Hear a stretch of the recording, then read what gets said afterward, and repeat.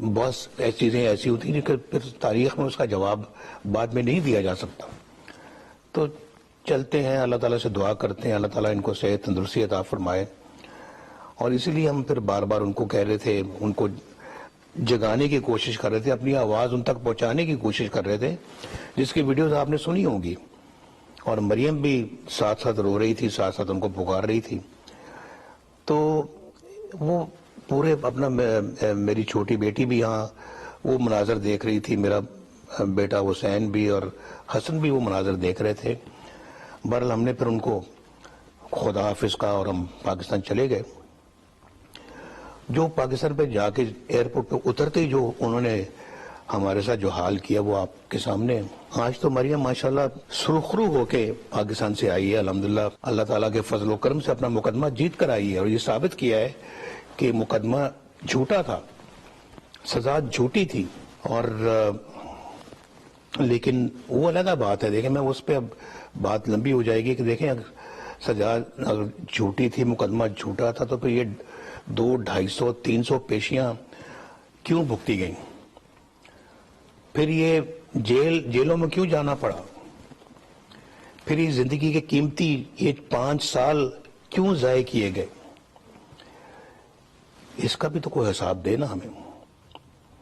اور یہ میرے کیا پوچھنے والی باتیں نہیں ہیں کیا؟ ایز اے پاکستانی میں اس بات کا حق نہیں رکھتا کہ میں یہ سوال پوچھوں؟ اور پھر وہ بھی سوال پوچھوں کہ جب مریم مجھے ملنے کے لیے آئی, ہفتے میں 1 مرتبہ آتی تھی جیل میں, کوٹ لکھپت جیل میں جیل میں تھا, کوٹ لکھپت جیل میں آئی مجھے ملنے کے لیے. تو ابھی میرے پاس بیٹھی ہوئی ہیں, پیچھے سے آگے اطلاع آئی اور جیل اتھارٹیز نے اطلاع دی کہ جی نیب والے آ گئے ہیں, وہ مریم کو گرفتار کرنا چاہتے ہیں. تو مریم میری طرف دیکھنے لگی, تو نیب والوں سے پوچھا گیا کہ وہ کیوں گرفتار کرنا چاہتے ہیں, کہ وہی جو جھوٹا کیس لے آئے ہیں اور گرفتاری کے وارنٹس بھی ساتھ لے آئے ہیں. مریم کی چھوٹی بیٹی بیٹھی ہوئی تھی ساتھ, جو سب سے چھوٹی بیٹی ہے, وہ یہ منظر دیکھ کے رونا شروع ہو گئی. لیکن میرا نہیں خیال کہ نیب والوں کے دل میں کوئی رحم آیا ہوگا. انہوں نے جناب کہا جی کہ چلیں آپ ہمارے ساتھ. تو مریم مجھ سے پوچھتی ہیں کہ میں یہ آئیں تو میں اب جا رہی ہوں. تو میں نے کہا بیٹا اللہ مالک ہے, جب یہ اپنا ایک ہم اپنا حق پر ہیں تو ہمیں گھبرانے کی ضرورت نہیں ہے. میری آنکھوں کے سامنے مریم کو انہوں نے گرفتار کیا, وہ بیٹی روتی رہی, اور اس کے بعد مجھے میرے جیل کے اندر سیل میں وہ واپس لے کر چلے گئے, اور وہ بیٹی چھوٹی جو ہے وہ روتے روتے وہ اس کو گھر واپس جانا پڑا اکیلی کو.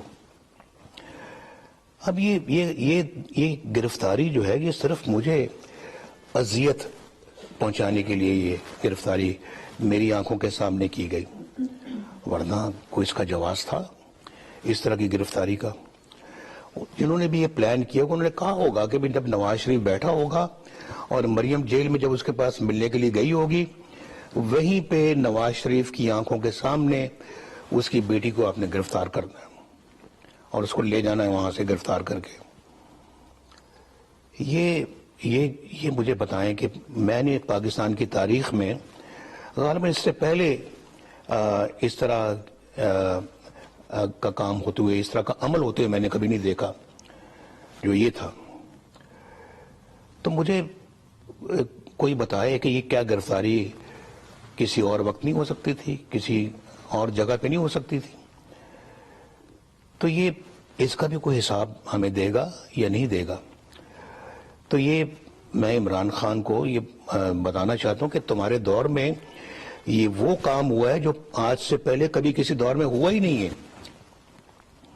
اور پھر آپ دیکھیے, اس سے پہلے جب مریم میرے ساتھ اڈیالہ جیل میں تھی, میں علیحدہ سیل میں بند تھا, یہ علیحدہ سیل میں بند تھی, اور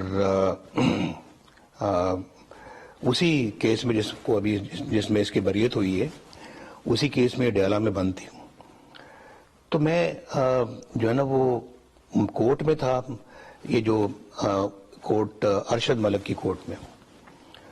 تو وہاں مجھے اطلاع ملی کہ آپ کی بیگم کی، کلثوم نواز کی جو ہے وہ طبیعت پھر خراب ہوئی اور وہ آئی سی یو میں چلی گئی اور بے ہوش ہیں. تو مجھے بہت فکر ہوا، اور میں نے وہاں کورٹ میں تو کوئی راستہ نہیں تھا کہ میں کسی سے کہتا کہ آپ مجھے میری بات کروائیں. میں جیل چلا گیا. وہاں مجھے جیل لے گئے، کیونکہ ہر پیشے کے بعد وہ جیپ میں بٹھا کے جیل لے جاتے تھے. تو وہاں پر میں گیا تو وہاں جو ہے وہ سپرڈنٹ جیل کے کمرے میں سیدھا گاڑی سے اتر کے گیا.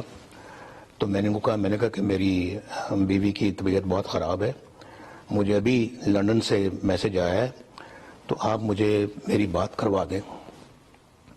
تو میری شکل دیکھنا شروع ہو گئے.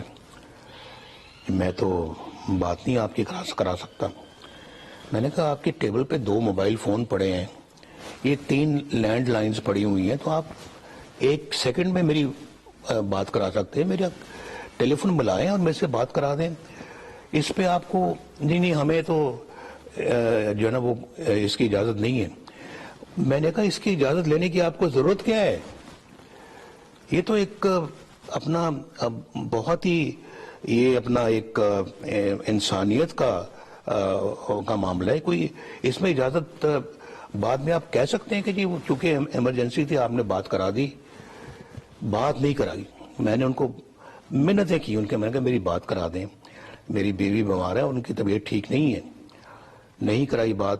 خیر مجھے وہاں سے وہ میرے سیل میں لے گئے، اور 3 گھنٹے کے بعد میرے پاس آتے ہیں کہ جی ہمیں بڑا دکھ ہے جی، آپ کی بیگم فوت ہو گئی، آپ کی وائف فوت ہو گئی.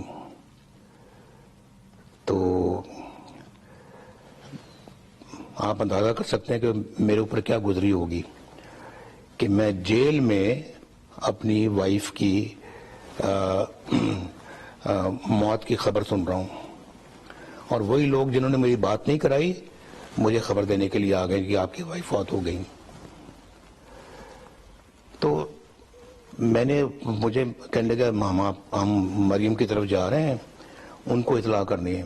میں نے کہا ہرگز نہیں، آپ مریم کو خود جا کے اطلاع نہیں دیں گے. میں جاؤں گا خود اور اس کو جا کے مریم کو اطلاع کروں گا. تو اس پہ وہ مشکل سے مانے، لیکن مان گئے. تو چونکہ ان کا جو سیل تھا وہ کچھ فاصلے پہ تھا، تو میں وہاں گیا. پھر وہاں جا کر مریم کو جب میں نے یہ بات، مجھے سمجھ نہیں آ رہی کہ مریم کو یہ بات بتاؤں گا کیسے.